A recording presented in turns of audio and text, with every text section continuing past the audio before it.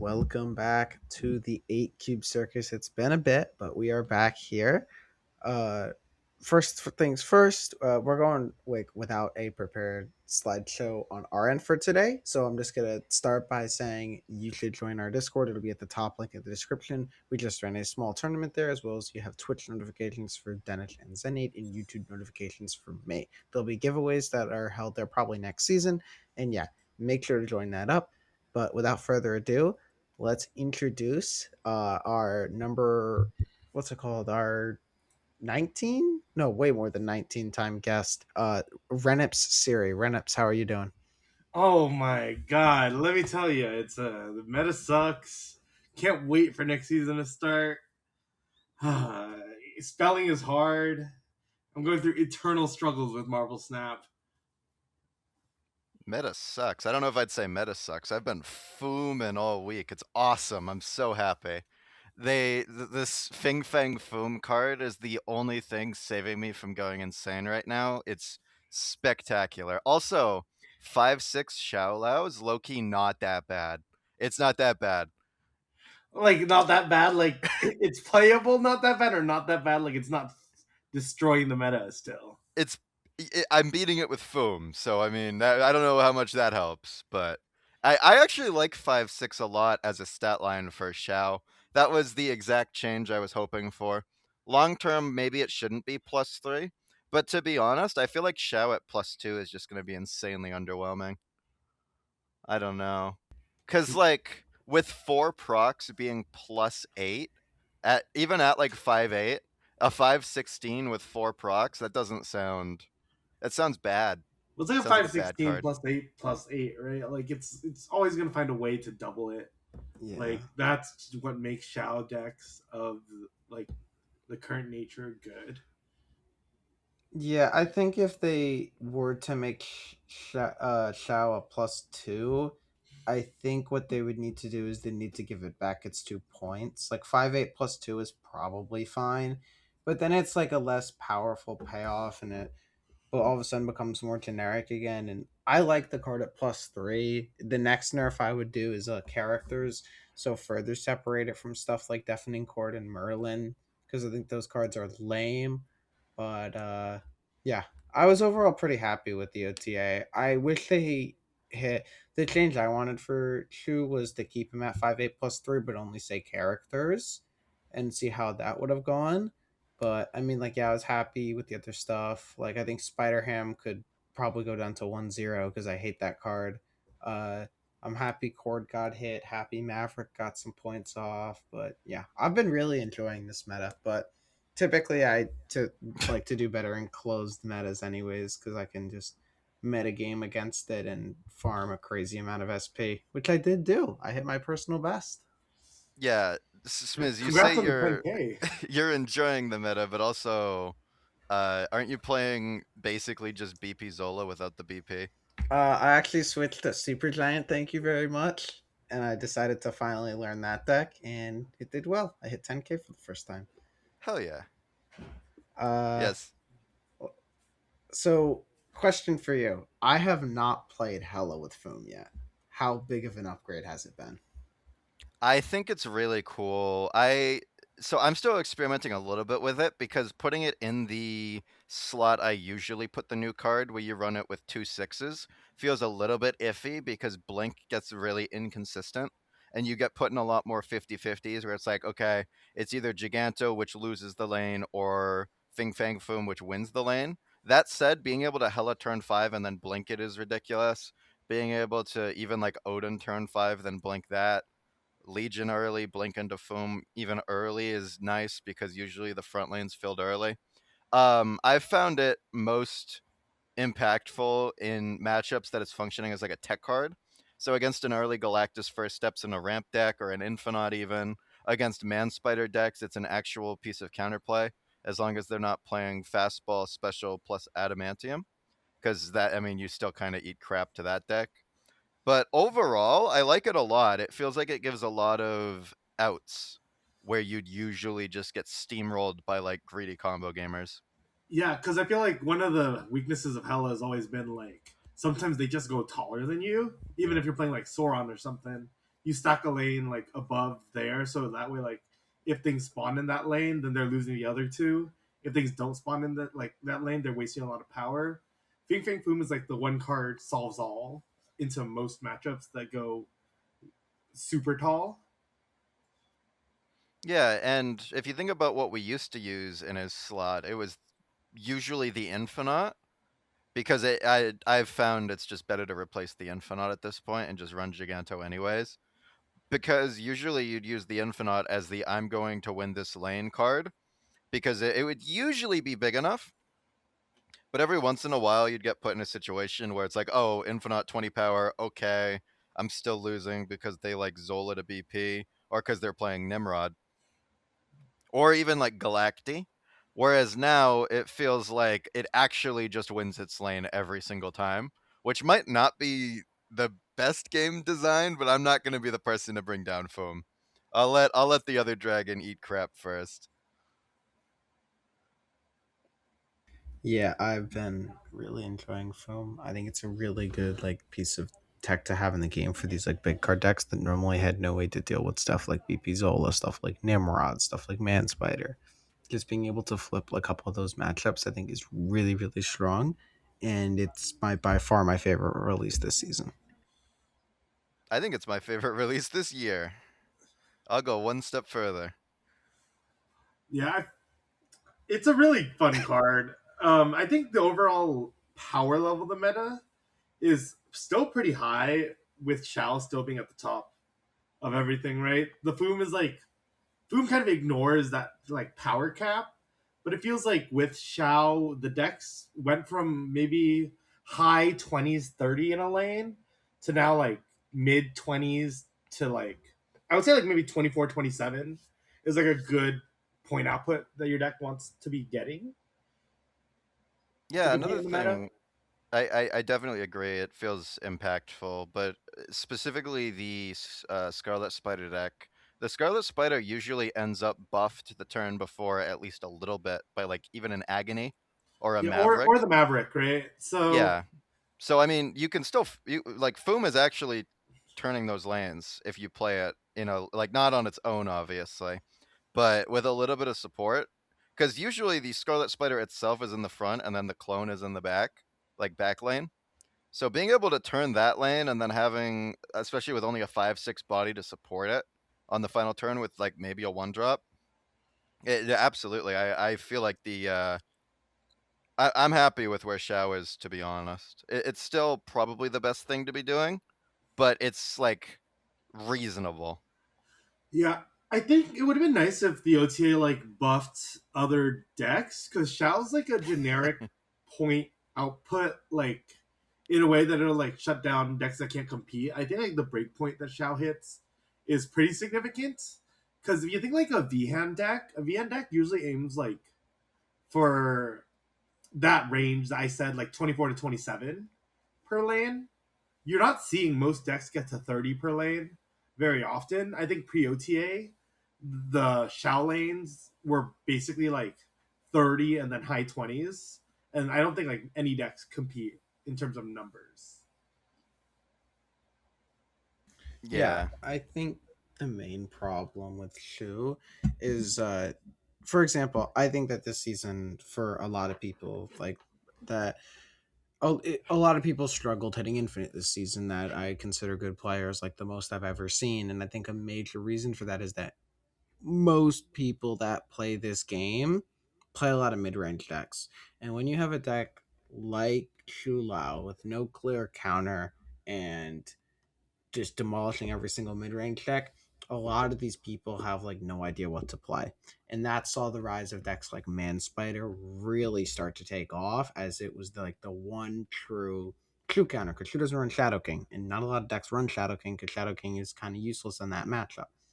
So it's really like playing kind of like the ebbs and flows of the meta and seeing like a lot of people could not play their favorite decks and the decks they're comfortable with. So it was a lot harder for people this season. And I kind of blame Shu for that because he really warped the meta on his release. But now I think it's a much more healthier place. You're starting to see decks like Super Giant comebacks. That I think you'll start to see decks like Thing First Steps in the Batroc come back instead of Shu Lao. Like I think the game will be in a much healthier spot, even if I think Shu is still probably like 3 points too strong. They kind of took like the free square, which was 5-6. Now the question is, will the card need a further nerf, which I think it will, and B, what is that nerf? Is it a nerf to the mechanics of the card, like characters, or is it a nerf to the numbers of the card, making it say +2? Yeah, and I also think it's interesting to think with specifically Man Spider, because that's not a deck you'd usually see running rampant. And I think personally the reason that we're seeing so much of it, obviously it's good, it's a good deck, but also a lot of the things that it would usually lose to get beaten even harder by Xiao Lao. And so they don't exist. I like, for example, even like a Shang-Chi or a Cannonball, these are cards that for a while we'd been seeing almost everywhere. Obviously, they've been gone for a while now, but you'd think this would be around the time that they'd start to come back, but they just aren't because of Shao. And because like you can't run a Shang if you're going to lose to Shao anyways. I think Merc Ball is something to consider because you can actually Merc Ball the Scarlet Spider or sometimes the Prodigy.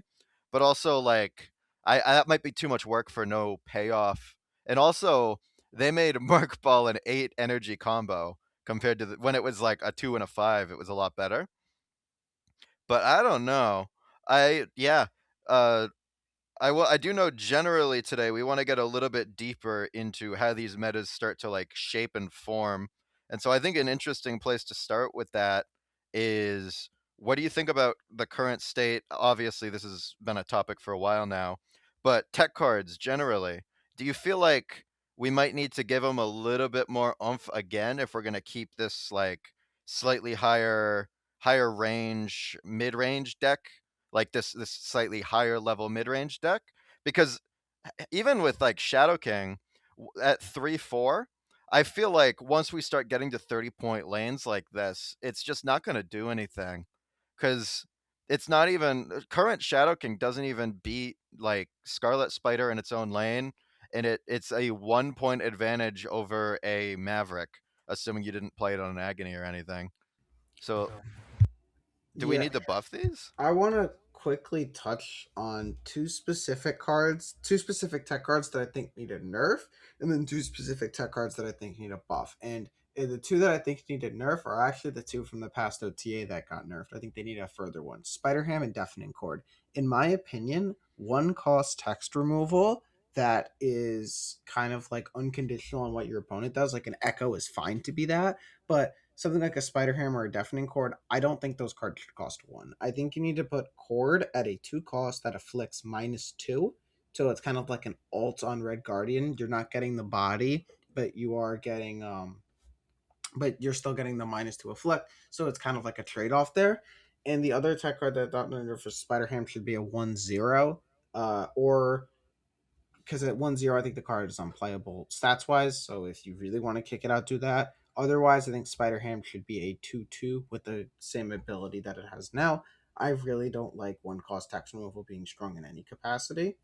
And the two tech cards that need a buff, first, Cosmic Ghost Rider. 5-6 on that card is just not it's just not impactful at all. I think you can give him his point back pretty easily. I know I play a lot of activates, and I haven't seen Cosmic Ghost Rider in like months, it feels like. So I definitely think you can take that guy up a power.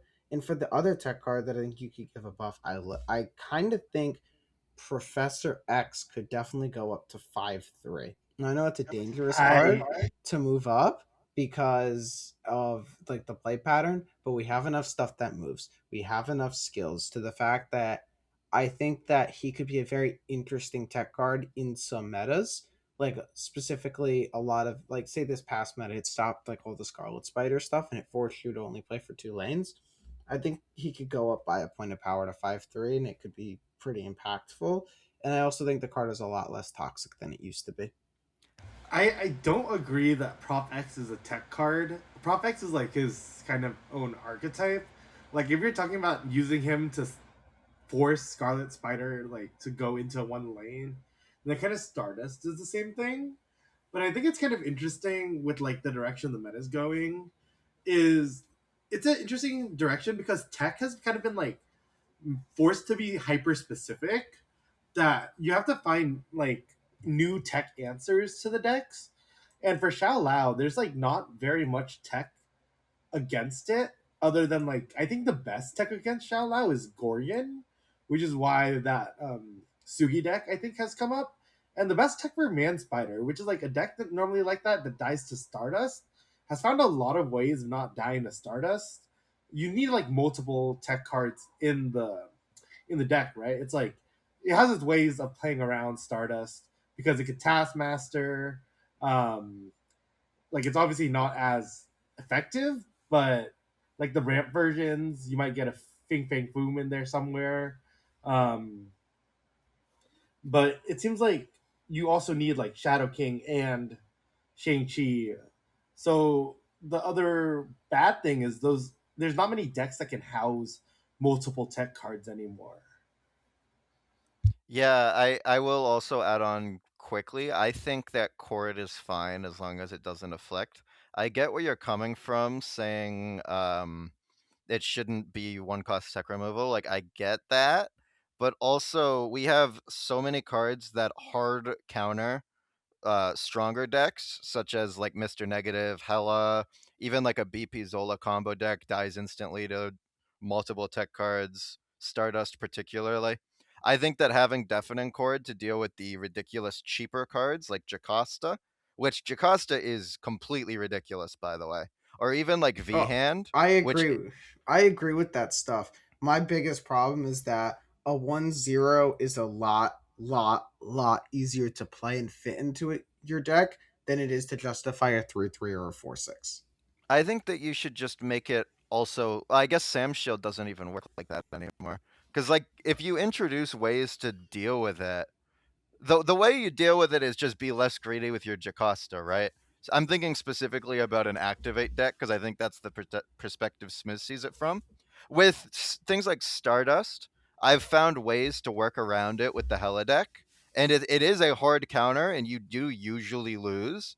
But there's actually ways you can beat it. I do think there are very similar things for the Jocasta deck. Yeah. You just need to be a little bit more creative to work that around it. that's what I've had to do with it. So what I've been doing to play around Deafening Chord is, if any of you are familiar with Clash Royale, any listeners, you know of the deck Log Bait, which is meant on cheating out your opponent's log from their deck and then making like a big push that they can't counter because they don't have the counter card for you. That's what I'm doing with now with Jocasta. I'm playing Chord Bait. I'm playing like high value targets early, stuff like an Agony, stuff like a Surge, and people want to get the cord out of their hand so it buffs their Shulau, so they end up using it on those targets instead of on the Jocasta lane. But if they draw it on like 5, I'm like, okay, I guess I just die. Like Yeah, and I it think feels a that little less counter techable, especially because it's random, than something like a Stardust. Like it's cool for the card to exist. I just think one cost is a bit too free. well, I don't know if I necessarily agree. I get where you're coming from, absolutely. But I also think if Jocasta didn't have Deafening Chord, it would be ruining everything. Like that deck would be Oh, ridiculous. I think it should be nerfed. Like, don't get me wrong, Jocasta Yeah, is but one of the, in my opinion, 5 strongest cards in the entire game. yeah, So but it almost falls into like the Mr. Negative category where it's okay. I wouldn't put it It's there. almost allowed to be ridiculous. I Because what wouldn't. it is basically a Mr. Negative or even like a I'd compare it more to Hella. It's like a Hella combo I where would compare it's more to Hela because you have a because Mister Negative is weird because entire deck you have to build it around the negative draw. You don't have to build your entire Jocasta deck around the Jocasta draw. Obviously, it's still the best draw in your deck, but it's not necessarily like centralizing. I would compare it a lot more to a Hella than I would to a negative, but it kind of has the interactivity of negative. Like there's a lot of ways to interact with it. Like for example, Cosmic Ghost Rider, Red Guardian, I guess Deafening Chord now. You have Negasonic Teenage Warhead. You have stuff like even stuff like Spider Man. puts in a ton of damage against it. I think it's a little more fragile than you're giving it credit for. I mean, I think the more interesting thing that's gonna happen is not necessarily like finding tech answers to Jocasta, but I think ever since the great tech slop removal, what I've been noticing is like the meta doesn't really shift by slotting in tech cards. It's like decks that rise up as answers to other decks. The only one deck that actually like is the most criminal in regard of being able to slot in tech because they get so many points, I think, is the stupid Stomper move package. I think like most decks run the tech they're allowed to run. Like I think Suki is good because it's allowed to run Gorgon, right? Like most decks aren't just slotting in Gorgon randomly. But like the Batrock move package can slot in whatever the heck it wants with like Think First Step, Cosmo. I wouldn't be surprised if it was like able to play um, Stardust or anything like the Safety Blade specials. Yeah, I do. I see where you're coming from. I don't think it's the only deck that does that, but I will say I definitely have also noticed that the Batroc move deck has been able to kind of stick around pretty decently. I believe Iris is still rank 1 with it, or possibly rank 2. Oh, she's been It's pumping, I believe. oh She's been well. getting So sniped online. I'm doing a check right now. Iris When we, is currently ranked 2. you know what? When we recorded it, she was rank Yeah, 1. How when about that? Smith, you don't have to expose her like that. But needs a few more spines. yeah. I think there's a couple decks that can get the tech in like that. I don't think Batroc is the only one. I'm obviously I know for a fact Hella can. Hella has a lot of space for tech like that, and I think that it also is very good at almost staying evergreen into every meta in that way. And yeah, Batroc is another one. I would argue V Hand, although with as well as Batroc, but V Hand too. The tech Vian cards is almost cost need to be restricted though. yeah, they need to be cheaper. That's the thing. And I feel like for Hella, it has to How be is more the opposite? expensive. Yeah, Whereas how it needs to Batroc, be. it feels like with Batroc, you also need it to be cheaper. I feel I feel other like you could than run either. Like eh, it has more flex slots because like Think First Steps is a flex slot, right? Yeah, right, but Batroc can run pretty much any tech card in the game because it's got a flex slot that costs 5 and like a cheaper well, flex slot. Like it can like the most common tech card run in that deck is Cosmo. But also like you could cut, say, the thing for steps and add in a Cosmic Ghost Rider, add in an Enchantress, add in really I anything. I don't necessarily agree that that is a 5 cost flex slot. I feel like the only reason Thing First Steps works so incredibly well is because you get the value. He's a very big points body. You get value from the Batroc package to enable him, and you also get the destroy ability. So I feel like Thing First Steps is almost unique to that deck, where like it is the only expensive tech card you can realistically run. Maybe like a Stardust, but I feel like you get thrown off your curve most of the time when it's not relevant to the matchup. Whereas Thing First Steps is just so large that I don't think I just don't think it matters for him because he's playing I for 510 with a destroy. I think you could fit in Stardust just because the curve doesn't matter as much with Xiao Lao being the top end that's introduced to the move Batrock package. Because now you're able to generate with Prowler and with Kate, you're able to generate so much free value that you can slot in curve wherever. As long as you're not playing like 3 5s into a 6 or whatever. It feels like you're almost never gonna have big curve problems because your core is 2 drop engine, right? You have like a lot of 2 drops that just power your whole deck. Yeah, I think that's more of a Shao thing, to be honest. Where Shao is the one actually enabling the 5 costs because you have that finishing play that's playing for like 37 power or whatever it is. But I don't know if that necessarily is Batrock's doing or like his point package. I mean, I without feel like now, there's that's just Hellion Shao. still, right? So, Yeah, but Hellions not a tech card. oh, I know, but I mean, that's their top end. Yeah, but you can't. It's not a flex slot. You need Hellion. Well, I mean, the deck that plays Shao doesn't run Hellion, and the deck that plays Hellion doesn't run Shao. I'm just saying, like, Yeah, outside of those, like, there's enough room in the deck for tech cards there's a lot of points on their bodies. Hmm. Are there any other decks that are similar that we can think of? Because, About like, being able to slot in tech cards based on the meta. While having like yeah, significant points that like, because a lot of the decks that give Um, points right now are synergistic. it depends on curve, obviously. Like Hella is a pretty free slot for tech cards that cost 5. V Hand's pretty free for cards that cost 2 or 1. You can maybe fit in a 3 drop, although Shadow King is pretty much permanently in there. You could also look to, like, I run 3. I can run a 3 cost tech card into Jocasta pretty easily. Uh, yeah, for the most part, the Batroc deck is definitely the best at dealing with the just needing a specific tech card, and hopefully, in my opinion, it's going to be next on the nerfing block, because I think that's one of the, honestly, at this point, I think it's one of the few packages in the game that actually needs a significant nerf. Yeah, because Batroc scales by 2 every time it moves, and you can basically almost move it every turn. It's a 1 cost 2 power scaler, which is pretty insane. But like, the reason I bring up the Batroc deck is I'm always looking for the best things to do per turn to try to like figure it out how to slot in with Sauron, with how to slot in with packages that generate priority, right?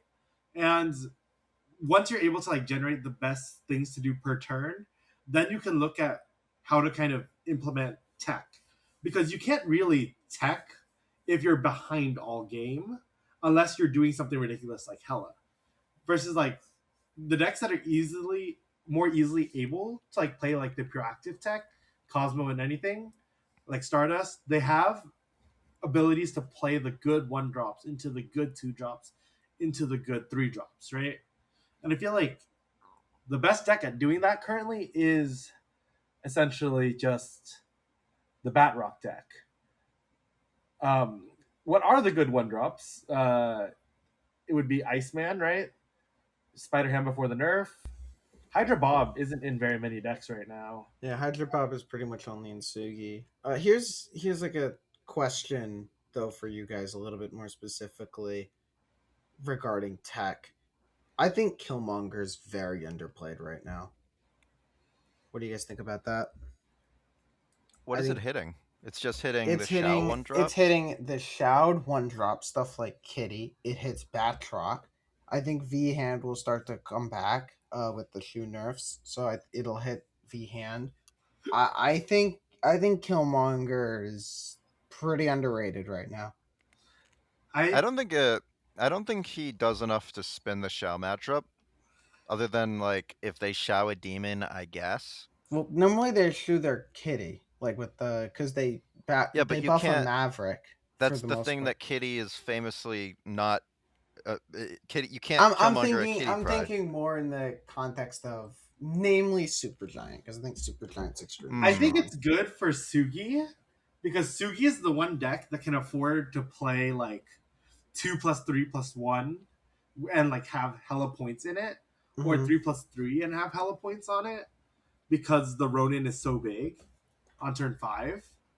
Um, I don't think Killmonger is good on a general scope of things, because I've been trying a 3+3 last turn, and 3+3 last turn dies to everything in the meta. Um, and I think like that's why Killmonger isn't going to be played as often as you'd like. Like even if you're playing Destroy, which is the deck that naturally runs Killmonger, you're not able to hold the Killmonger as a tech card, just because if you do so, you're sacrificing infinite power output. And I just feel like that's going to be the case. Even if I were able to Killmonger Starbrand last turn, it's like that does not sound like it's going to compete with anything in the meta. Yeah. I've been thinking a little bit. You mentioned 3+3 not being great recently. I think 3+4 is actually pretty decent as long as you have a good 4 drop, which is the because threes actually are pretty good on the final turn.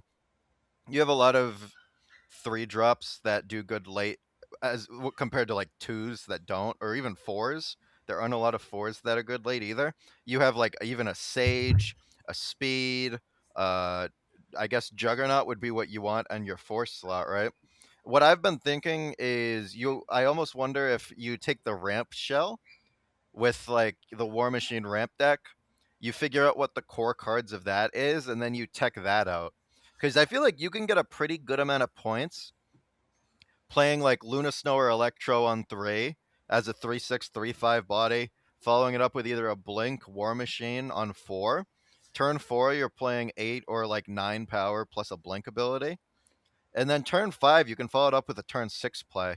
So whatever you would usually do turn 6 if it's not a tech card, not necessarily Shao, but even just like raw Infinite, feels like you can then follow that up with tech cards. Yeah, And I think there's probably a curve that makes that work. I just haven't put enough effort into looking for it recently. I But that's think probably his, what I'll try to do next. I think historically though, the bleak decks don't want to run a 4, right? Because you want to Yeah, be because you want to be consistent, blinking your threes into fives or more. The right? other So problem is that as well, like there's only two really good forecast tech. There's only two really good forecast tech cards in the game, it's being Juggernaut Juggernaut and and Negasonic, and then Negasonic. like the other ones are like, well, that can be played late. The other ones like Shang, but like who runs that card? That card sucks. I mean, I think we Shang both, now. when we look through the forecasts, aren't you just like depressed?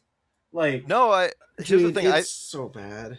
I It think if the 4, because you can actually get a lot of power out of a 4 drop, like a surprising amount of power, even with like a Malekith, even with like an Ares, if you're running the like the Infinite deck, you can actually. I've been actually playing Ares on the last turn, and it feels fine. Playing a 4/12 feels really good. It's just tricky to, I don't know, like work the curve of specifically the War Machine deck into it.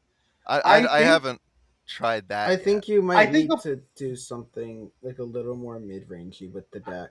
Like I maybe think a instead four of the twelve is like also like the minimum. I don't think a 412 is like very good. I think it's just good enough because I think anything below, I've been trying to play 410s and like a 410 does not feel good right now. Yeah, I do agree. 4/12 is you'd need Ares to be almost the worst forecast in the deck. I think Malekith is actually a pretty good follow up that would play for more than 4/12 most of the time, especially in that deck because it's pulling like, even if it pulls Electro, it's 11, which that's your low roll, right? What do you run, like an Ebony Maw even, and it's just synergy. I mean, it's I good if you run Shadow King as well. So I was hmm playing Sauron with Malekith just to like kind of relive nostalgia days, and the drops I was pulling were like Cable's a low roll, but that's a 410. But like Maw, Lizard, Starbrand all feel really good. Pulling a Sage feels really good. Pulling a Shadow King feels really good. Even like in this meta, pulling an Electra sometimes feels really good. yeah. I don't know. I just feel like there's a little bit of potential there, Yeah, but right? you just listed two cards, right?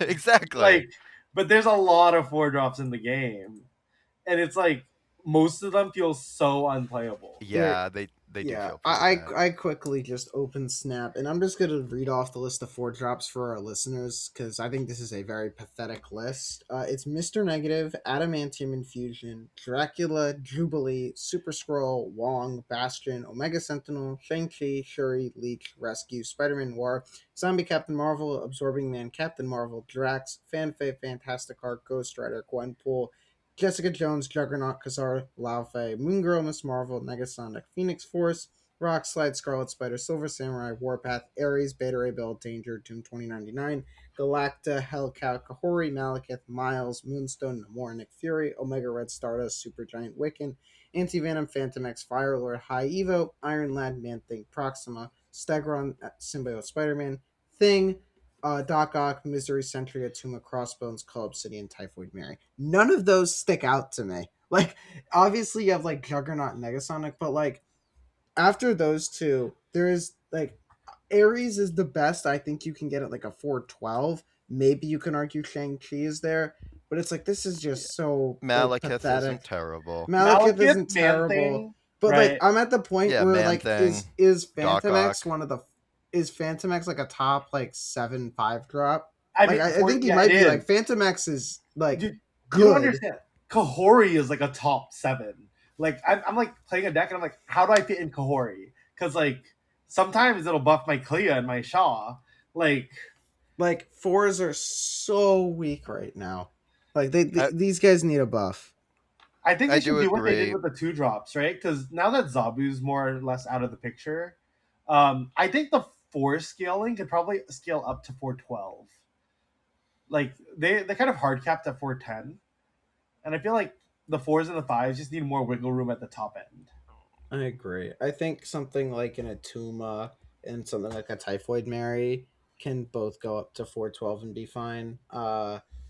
Like I wouldn't put Misery back to 4-9, but I think you can look at a card like, for example, Man Thing, and he's not really fulfilling his role that much as like this big guy. So maybe make him a 4-8 and see what happens. Maybe I know Denish won't like it, but maybe give Stardust that point of power back. You don't need to do that. Well, I think Stardust is a tech card, so he doesn't need it. But like the Yeah. others, But, like, Stardust does not need it. other There is stuff so like people are Galactus. actually on Stardust. That's the crazy thing. Like they are. That card is actually seeing play at 4-6. Yeah, like Galacta. I'll use Galacta as the main example. This card is unplayable, and it's a 410. That is a problem. I think Galacta specifically is the biggest victim of this kind of like generalization or attempted generalization of 4 costs, where at +3, and almost all +3 cards are a synergy piece to a buff deck. You could have made her a 4/4 +3, and it'd be yards better than what we have now. Like this card is just getting insanely power crap because it's a general piece, and a general 410, even if you're distributing that power away, is just weak now. Like I would rather play pretty much any other 4 cost than Galacta, just generally. Like I'd rather put Juggernaut and Galacta in every single deck Galacta would be in. All I right, think hear me out. What if instead of a 3 plus a 4, and you got to stick with me here, we go 3-3-1, and then you can run Proxima Midnight for your Gambit? What do we think? this is only applies to your fucking deck, by the way. No. This goes in the War Machine deck. You run Gambit as a 3-drop. You're gonna run Gambit Ghost Rider in that deck? No Ghost Rider. Gambit is just for the Proxima. Maybe Scorn. I don't know. I think you're too hard tunnel visioned on the Electro deck, being the only one that gets 7. Like Luna's one of the best cards in the entire game. You can easily like fit in like a Merlin. I know Merlin is worse now, but you can easily fit in like a Merlin, and all of a sudden you have consistent 7 energy on 6, and you can do something like that. I think you're too tunnel visioned on this War Machine package. Dude, but it's such a cool card. He's a 5/9, and he gets the Electro, and it makes the effect, and I have a split on him. Come on. You guys see what's slowly happening to the 2-drops? Like the staple of 2-drops currently is Cable, right? Like that's the generic 2. Yep. And honestly, it's way too good for what like he's doing. Like the fact that he's a 2/4 and then Lizard a 2/6 is kind of stupid. Always got to bring it back to Nightmare. Well, he's right. Oh yeah, bring it back to Nightmare. Yeah, the Sauron curve could all use a buff. Like you could make like Lizard a 2/7. I would probably keep Starbrand. You can make Typhoid a 4. 2/7. He could be a little bit bigger than 2/7. I think Lizard at 2/8 -6 is peak. 2/8 -6. Yeah. Give him a drawback and make him a 2/8. Lindley is a 2/11. Yeah, Lindley is a 2/11. I think Lindley takes a lot more work than I Mojo is play a 2/8. Like I think they're nerfing the cards that need to be nerfed in the right spot, right? Like I think Behan should be a 2/2. You know, like I think Chamber is in a really good spot. Like Chamber is where you like your ideal 2-drop is, like 2/3 with potential, right? Firehair is a 2/3 with potential. Iron Patriot is a 2/3 with potential. Like these are all playable cards. But then you get to like the higher end of 2/3s and 2/4s, and you're like, okay, where's the potential? Toxie, 2/3, no potential. Like Toxie is what Xiao Lao should be. and then like all these like higher power ones feel kind of like wasted design space currently. Because they're just like their downsides make them so unplayable. Or Cable just does their thing better. Yeah, and another thing, Lizard is a 2/6, Silk is a 2/5. What? Silk's been a 2/5 since release. Yeah, no, I know Silk is a 2-5. How is Silk still a 2-5? She's Silk gotten like is- 2.5 years of support cards. What are we doing? I think Silk is fine at 2-5. No, I like realistically, Silk could be a 2-4 and would still get as much play. Yeah, Silk with the concept of Lizard being a 2-6. Silk at 2-5 is hilarious. I think the most ridiculous thing with Blizzard at 2-6 is that Maximus is a 2-6 as well. Like, you just play that guy in the last turn, he has no downside. He is upside in a Ronin deck. Like, that is the one that, like, And he should be at 2-7 at least. Probably at genuinely 2-8. first Ghost Rider could also be a 2-8. Like at this point, first Ghost Rider could be a 2-9, let's be honest. I'll be honest. I really think Maximus and Lizard should actually have the same stat line. They're both 2s that get played on the last turn with no downside. Let's be Lizard's so for not real. meant to be a 2 that played on the last turn, right? I mean, it works as one. But it's not meant to be one. Yeah, but neither's Mac. Oh, I guess Maximus is. Yeah. So yeah, I guess Lizard can be a little bit bigger. Remember when Maximus was a 3-7? Either like Lizard could be bigger, or he needs one more way of turning him off. Like, so you have Sora, Nightmare, and Luke Cage. no. The ways you turn Lizard off are not Sora, Nightmare, Luke Cage. I mean, they do turn him off. Nightmare does a really good ways job. you turn Lizard off are Negasonic and Electra. Okay. Spider-Man. Oh, Yeah, right, Spider-Man. right. I think that card is super underplayed. That card is actually underrated. Yeah, that I'm card's not gonna lie. severely underrated. Yeah, you should play. Zen, we're gonna send you on a quest to go play Spider-Man Sauron. I kind of want to talk about Spider-Man for a second. Yeah, Spider-Man in pretty much any deck when piloted correctly forces 50-50 scenarios in situations that you should just straight up be losing, because you can just say, okay, if it pulls left I lose, right I win, and then just being able to force 50-50s like that, even on like a 2-drop, that is very, very strong. I don't think enough. Like, I want to make, that's another deck I want to make eventually, but to be honest, I don't want to play against it. Is like a Scream ramp deck with the win con being Cannonball and Spider-Man. One of the two that on the final annoying as turn. fuck. That sounds so annoying to play against. Play that. I think Scream is also underpowered, and rightfully so. Scream can go back to being a 2-2. No, I think she can stay at a 2-1 because I hate playing against it because it's so annoying. No. For the record, I don't think that the reason that it's a Scream ramp deck is because of Scream. I think the cards around Scream are like really shockingly underrated. Polaris, Stegron is a good card.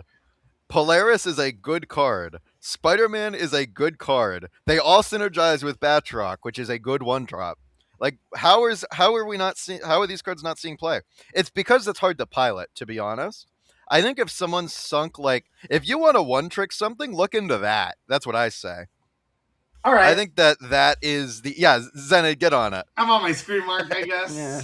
Play. Find a way to fit Stardust in there. You'll get safety. Well, the problem with the screen mark thing is like I'm not gonna win as many 8-cubers, and therefore I will not stick on the. I strongly disagree. I think you'll win way more 8-cubers on Scream than you will on Sauron, dude. I also, just because I now want Xenaid to switch to Scream. The entire gimmick of the deck is you play for 8 on coin flips, and the opponent just has to leave because they don't know if it's a coin flip. That is literally a perfect deck for you, Zen. You'd love it. I can help you deck build it. I mean, I can see it. It's the best thing to do on 3 with the best thing to do on 4. Dude, you can play with Lizard the best in thing that to do on 5. And then worst case scenario. Oh yeah, Lizard works, but worst case scenario, you end up in a coin flip. Unless it's like a straight up bad draw. Right, and I can play Arrow again. Well, I don't know about that. Well, you could. Like, unironically, you can play Arrow. You could play Arrow again. You could? Because you could Luna into Arrow, and that shit would be kind of fun. What if you did like a Scream Cloak deck with Lindley? I don't think there's room for a 2-on-2 on that. But I think, yeah, because I mean, like the old Scream decks that used to be like top meta always were Scream Craven Sam decks. Bro, the old Scream deck it was literally so just disturbing. It was literally just the Stomper decks now, but instead of a 3 cost, that's your big power output, it's a 2 cost. You know Yeah, what but else you the, could the run? problem is you have more time to draw 3 costs. Just Yes, because the three that was costs the doesn't problem. That's why the eliminate. Stomper's better. If Yeah. you're running a Scream ramp style deck that lets you do those things on the last turn, you can also justify a Zorn Red Wing with like top end, which might actually be kind of silly. Because Zorn synergizes with the Scream stuff. Once again, not actually running Scream, just running bully move cards. Because the entire gimmick is I'm either going to clog your lanes, or on the final turn, I'm going to Spider Man Cannonball the empty lane and then coin flip. Hope you don't lose the coin flip. I feel like Zorn, and then this might be overcooked, but like even with like Human Torch, with Human Torch, what is he? He's a 3-2 right now, or Yep. is he a Like, why three is Zorn? three? You just run Topaz. He is a 3-2. At 3-3, he was the best card in the game. Yeah, he shouldn't actually. You don't need him at 3-2, but like Red Wing even or Spider Punk, His like Spider Spider Topaz. Punk's Punk. good. Yeah, You could play Topaz. Topaz is no, no, no, no, underrated no. now. He's 2-3. I don't think you want Topaz. I think you want Zorn because you want to be able to also stop the opponent from playing in that lane. Right? Because you're getting an extra Batroc move or Scream buff if they play there with the 3s or 4s, which forces them to play either their low curve, which it's way too late for that, or their high curve, which enables you to do your 50-50 shenanigans with your Spider-Man and your Cannonball. I I agree with the Scream things, but I think the problem is if we just add up the points in a Scream lane, it's a little bit too low for where the meta's at. No. I Yeah. don't agree because the entire thing you're doing is stacking your opponent's points all into one lane and then winning the other one. But the problem But the, with the that total point output in is your lanes is isn't high enough. it's not high because the second lane, like your opponent, like, oh, you moved all my cards. It doesn't matter. I still am playing a 16 power Kitty Pride on the final turn of the game, and that's gonna solo one lane, and you moved all Right. my power into another, and I win that lane. Like, I think it's a cool idea. I just think that the points are too low. Like, Like maybe make those bully move cards like an extra point higher. Like, makes Polaris a 3/6, make Stegron a 4 or 8. I don't think you should buff Spider Man because that 2/5 that card begins to get like crazy strong. Yeah. But yeah, but even with all like the back buffing in the meta, right? Like that's also the reason why I Scream isn't gonna I be good because historically you like clog a lane with like below 18 power or so, like below 20 pretty much. And then you can cannonball another lane. But I don't think that game plan exists in the Xiaolao world that we live in, or in the Blink ramp world that we live in, right? Like yeah, there's I too many definitely ways to think get out of the Scream lock. I think Xiao would be the biggest problem. I mean, I'm it's Xiao now and Blink, right? It's two things because ramp and Xiao Lao, I think, are the yeah, two, and move, right? Ramp, Xiao, and move, and the move deck just moves too many things, so Scream doesn't work against them. that's true. Like I you're moving wonder Silk, Fat Rock, the Shield, I like wonder if your point package ever goes back to Fenris Wolf, but I think it's probably too expensive to do that. it's too expensive, but also too low, right? Because again, like Cannonball being a 5/6 now, like makes your cap. I think the Cannonball decks, their lanes cap under 20. And I think anything that caps under 20 just can't compete right Um I'm trying to think on a Xiao Lao deck if you kill the Scarlet Spider. now. I think you'd win. I don't. Even if you hit like Maverick, like I think that still wins. the best shoe decks don't even run Scarlet Spider. It's But the if you best. see the thing coming, right? Like, because those are face up. Yeah, I Like also the think the Scarlet shoe deck is going to taper off now. I think it's all going to go into that Batroc one. right, but this is just a pure numbers thing in the meta. Like the reason why Hella always works, Denish, is because when you're winning, you're not winning by margins. You're Yeah, always you're winning by a lot. a lot, right? So your deck is like universal, but I play a lot more decks that win by margins. So I'm really like sensitive to what the max cap in lanes is, because that just determines whether you can play the game with your deck or whether you can't, right? Like combo players don't really have to think about what this max cap theoretically is, but I think it's a real important thing to think about, like how a deck can compete in a metagame, where there's 4 limited board spaces, and if you're curving out turns 1, 2, 3, 4, 5, 6, you need to understand like where your early power goes into where your late power goes, right? Like a Sauron deck caps around like 23 to 25. in one of the lanes, and the other lanes are lower. So you want to make sure that 23-25 is guaranteed, uncontestable. That's why even Juggernaut's kind of fallen off because you can't like hit people into that like guaranteed losing lane anymore. It's too variable where the points get allocated. Yeah. I'm thinking in my head, how impactful is Mercury against the Batroc deck? Very, Very. Because That's very. why If you, it's Fizz likes it in the Sugi list a lot. yeah. I played Gamer Sugulus, and he was like, "I'm running Mercury, but I don't know if it's correct." And I'm like, "I see enough Batroc, I'll try it." Mercury. Literally every time I saw Batroc on one, I'm like, "Do I have Mercury in hand? If yes, snap. If not, no." Like literally, I got so many two cubers from Batroc gamers just putting Mercury in the deck. Like it was right, crazy. and so if you're running the Merc Ball package in that Scream deck, you don't have to worry about move. So You do my have to worry question about then is, if you're Blink. running Mercury, why does it need to be a screen package?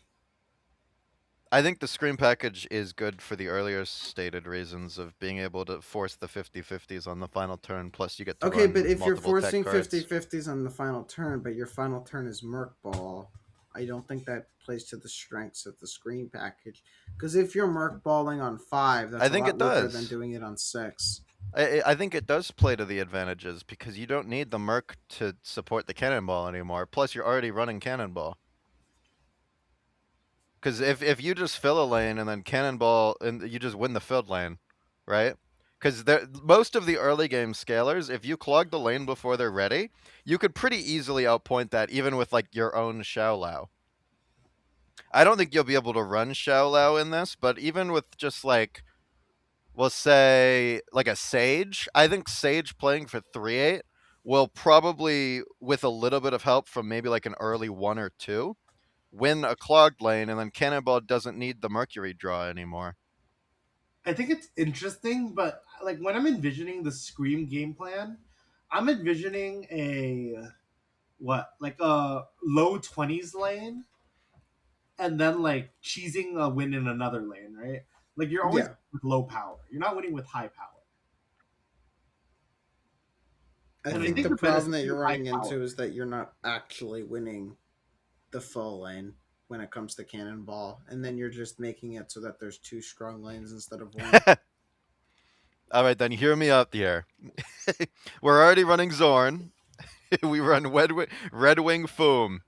Now we're winning by 500 points. You know what? You can go build that. Maybe you can stream this week, and And it's that's got what a you'll ramp play. card too, so you could finish the game off with Foom. It's perfect. Yeah, you should build. You should play that on stream next week. I think it's interesting to kind of shift our conversation to like where the points end up, right? Because you're playing the Sugi deck, Yeah, and the yeah. But Sugi deck, I played the Sugi deck to 10K. the Yeah, Sugi deck with the Ronin ends up like the Ronin lane is the at Ronin lane minimum is low one 20s, like right? 80% of the time. At minimum, it's low 20s, but usually it can push high 20s to 30s. Yeah, if you have like a max or anything else in there. If you're further supporting it, it can go up to like low 30s. Right, and then you have really meaningful disruption like Cosmos, Jug, Yeah. or Cosmos, The big reason Negasonic. why Sugi is so good right now is because by making them take turn 5 off, essentially, you're like limiting the point output on their decks by like 10. So like for example, the Chula Maverick deck, that deck always plays Maverick on 5. By cutting that off, you're cutting off an extra effective like 12 power from the deck. So all of a sudden, you can match the lane you play the Ronin in, you're going to win that lane, and then support the other lane with like your 3/8 Dragon of the Moon, your 2/6 Maximus, and all of a sudden the limp lane that was normally like 25 points to win, it's now only like 17, and it's much easier to do, and you have that big guy to just win the big Yeah, contested lane. so I think like Sugi is really good because you can do the basically almost two 20-point lanes with like meaningful disruption. I think Vihan's a little bit lower because even though Vihan can put up the same amount of points, there's not as much meaningful disruption, right? Like the tech is just at a weaker Yeah, spot in Vihan than it's ever been. correct. I think So a lot of the reason for why Suki is actually so good right now is we're starting to see after months and over a year at this point, second dinner is finally starting to print really strong activate cards. Look at cards like Maverick. Look at cards like Phantom X. Like these cards are like at least A tier activates, and obviously the previously mentioned Jocasta earlier in the podcast. Like Sugi gets is like the only tech card to actually get value against those because like Adaptoid, it's super Adaptoid, guys. Like come on. So I think Court. that Sugi being able to hinder a lot of that activate power is actually one of the biggest strengths of the deck.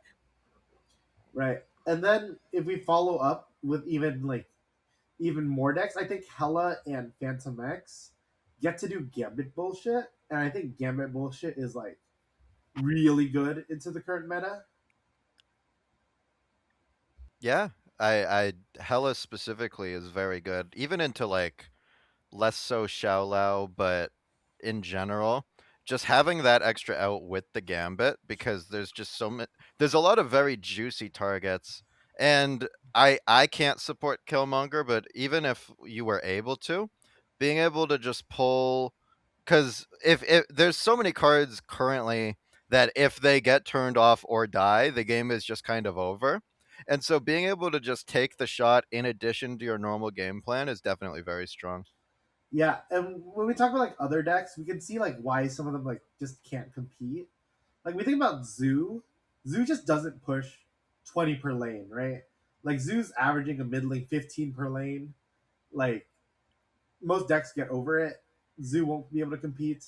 Arishem has a place in the meta. Probably just being able to run natural Fing Fang Foom seems a little bit disgusting, and they have all the meaningful tech while also just being Arishem. What other meta staples? Sauron can't compete because you can't run any meaningful tech, and your max power output is like 18 to low 23, unless you're running the Scar version.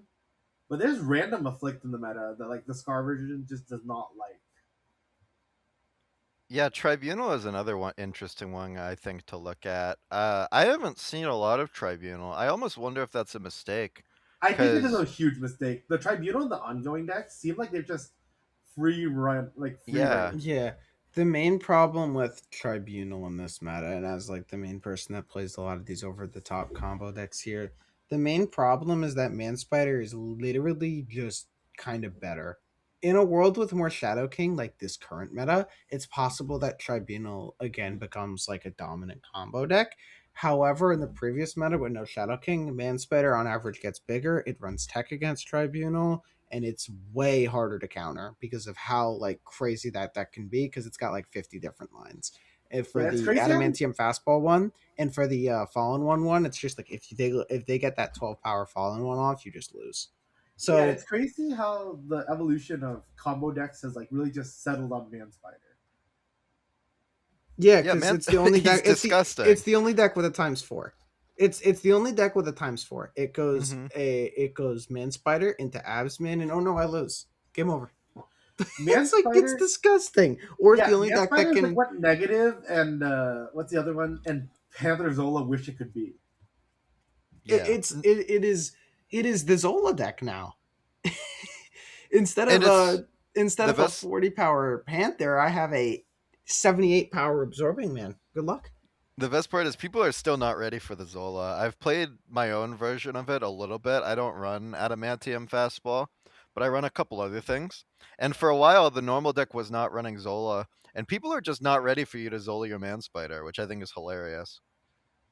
Like I that mean, feels like, I guess people are expecting Taskmaster, but you could sometimes just even like against Foam, like Zola is a hilarious Foam counter as long as you what do you need to do with Prio? I think you need to throw Prio. Yeah, actually, yeah, you need to throw Prio. Although if you don't throw Prio, they have to hard read an empty lane with Foam.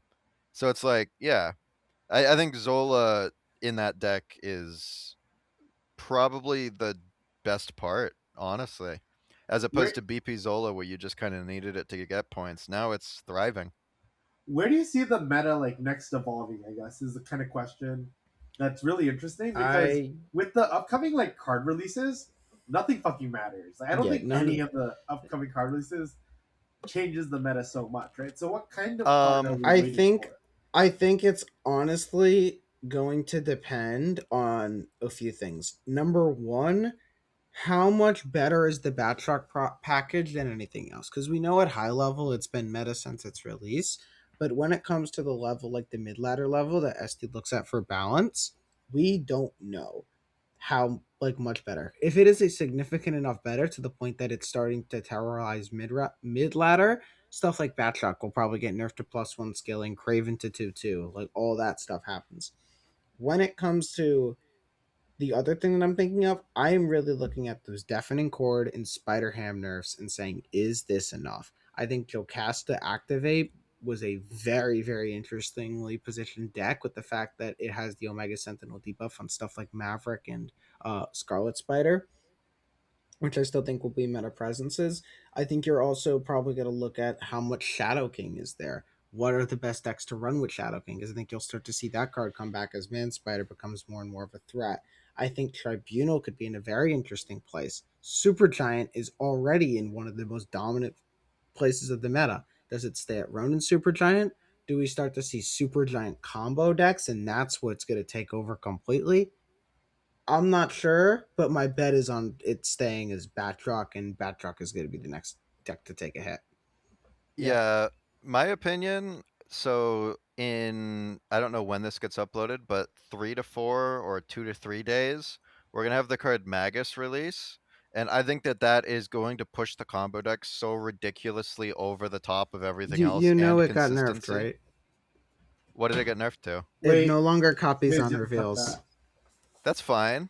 There's so many cards that don't have on reveals. That's fine. Does Okay. it is it physically incapable of hitting them? For No, anyone who it's no, doesn't it's know, it will hit the on reveal, but it will not repeat its text. So, like for yeah, example, that's if you copy a blade, it won't repeat yeah, blade's that's text. fine. That doesn't matter.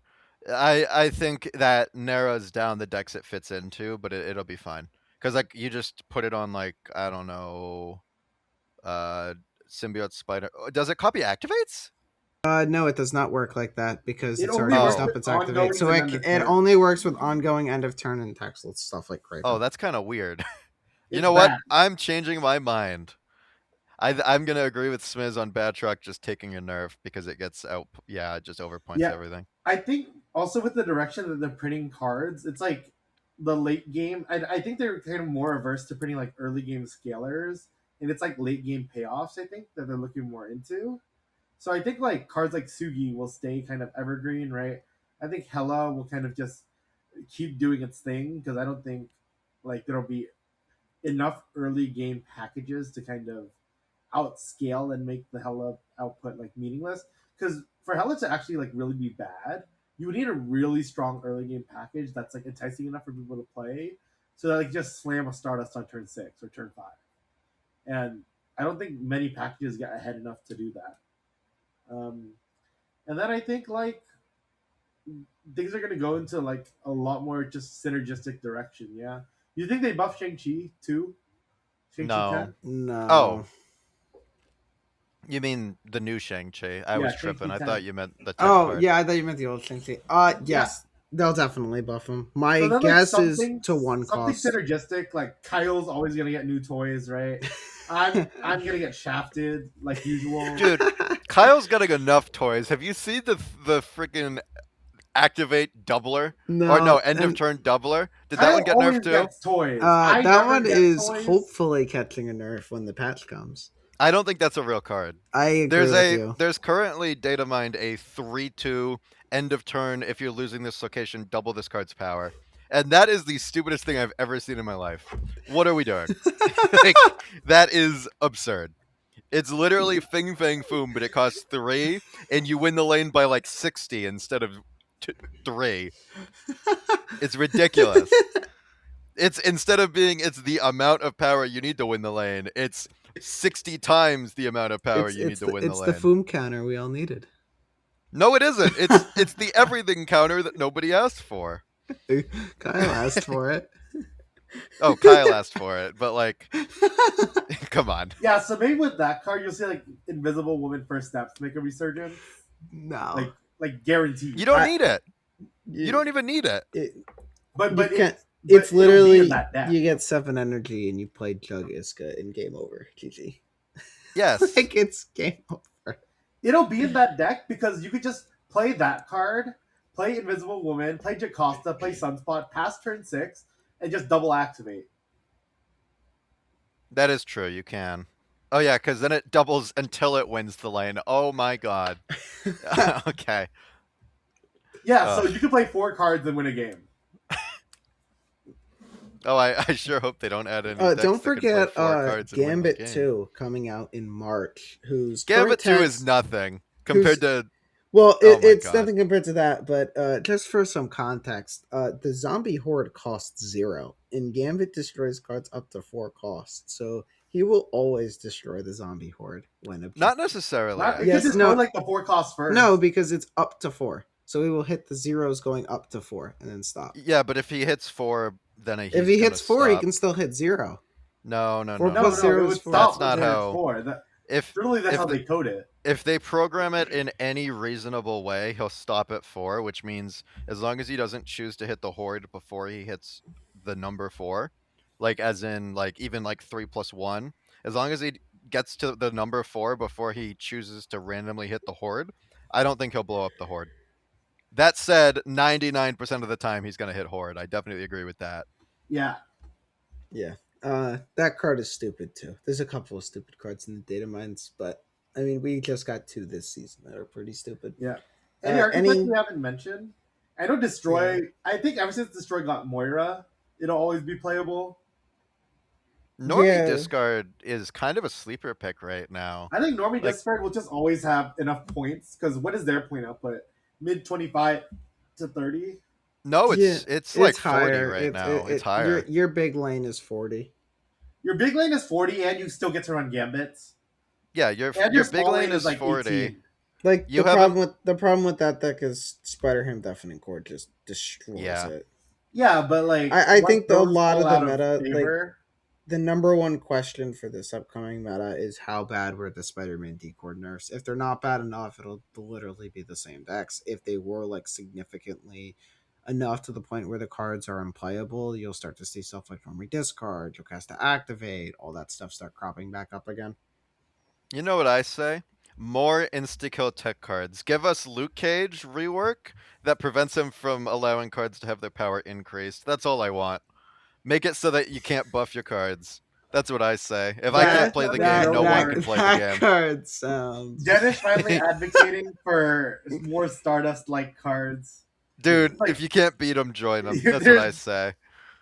Yeah, I would They, play should- those cards. they should print that card. Kyle will flip. Can they the print it hell though? out. For like Kyle on- deserves to flip out. I think they shouldn't make it an ongoing. They should make it a on reveal next turn. Next Cards turn, can't cards gain can't game have their power. power increased.